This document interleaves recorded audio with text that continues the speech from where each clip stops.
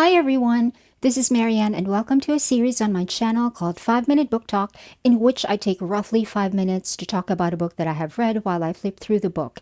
And today I have for you the best book that I have read in 2024.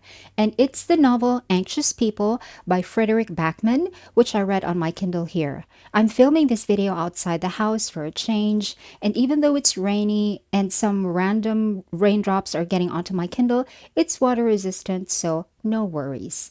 But before I begin talking about the book, I have to declare that there will be spoilers in this video, so if you have not read the book yet, feel free to click out.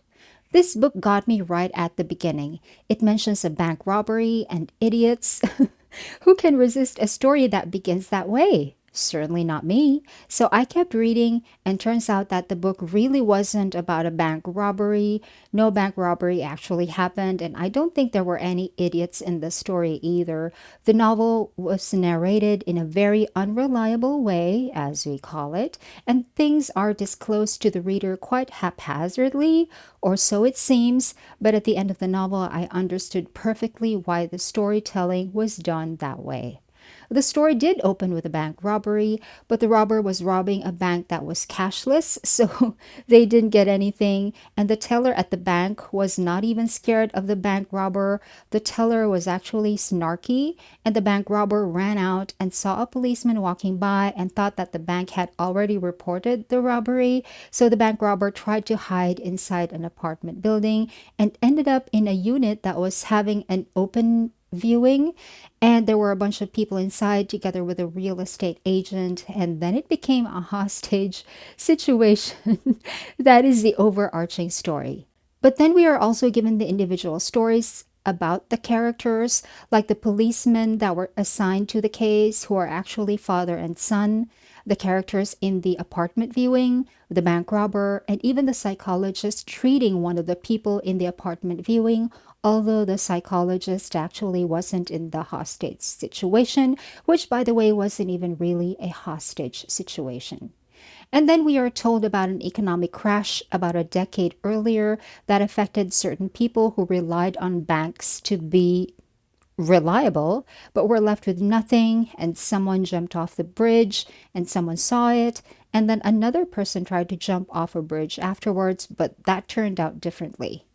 I really, really like the many layers of stories that this novel has. I think it's very expertly written, and it's so easy to read. So easy to read. On the surface, we have the bank robbery and the hostage situation and the ensuing investigation of the police. But underneath that story, we have stories of an extramarital affair that led to a divorce, and someone becoming homeless and needing a place to live and money for that place to live in order to get partial custody of the children. And then there is that story about becoming financially ruined after buying a house and then the economy crashing. And then there is also a letter that's been kept inside a handbag for a decade inside the original envelope, unopened and unread.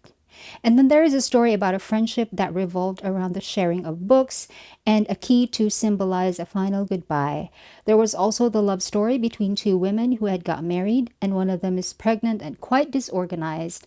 And there was a lot of blood, and there was a man in a rabbit costume, and Christmas lights that looked like a bomb, and a juicer of the wrong color that led to people divorcing, and a hostage negotiator that got caught in traffic and therefore never showed up, and a pizza delivery that gave the clue that it wasn't a real hostage situation.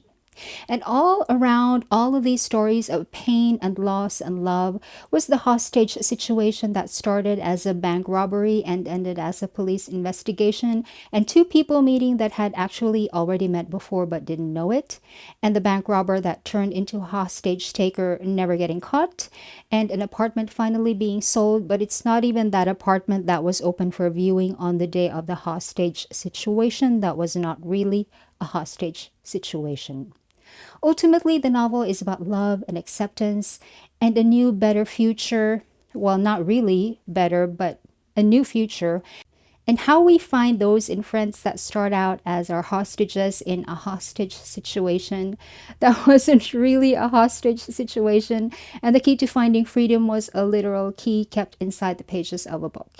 All of these amid a very subtle commentary of the mess that a capitalistic economy sometimes creates for us, all involving idiots, but of course, none of them were. It was so nice, this novel. I really like how warm it is, and how funny it is, and how compassionate and empathetic it is when it was talking about death and loss, and how everything was so random and so chaotic and made absolutely no sense until it all starts to make sense, but not completely, because that's just how life is. All in all, this was so wonderful to read. I could not put it down. I highly recommend it.